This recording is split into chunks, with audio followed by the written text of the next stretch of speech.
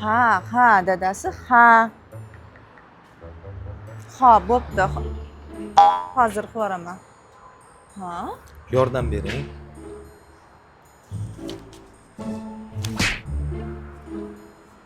To'xtab turing. Sizga 20 ming so'm pul berdim. Bir og'iz rahmat demaysizmi? O'zi bergan pulingiz 20 ming. Bunga nima beradi? Nimaga rahmat deyishim kerak? Nima beradi? Yuring, nima berishini sizga ko'rsataman. Mana nima beradi, ko'rib qo'ying. Ikkitasi bittada. Ham kiyimlaringizni yuvasiz, ham kit beradi. Bor yo'g'i 15 ming so'm. Bunisi bo'lsa mana bolalarning kiyimlarini yuvishingiz uchun allergiya bermaydi. Bor yo'g'i 10 ming so'm. Mana bunga bo'lsa siz hamma narsani tozalaysiz bo'ladi. Universalniy. Bor yo'g'i 15 ming so'm. Endi bu yoqqa keling.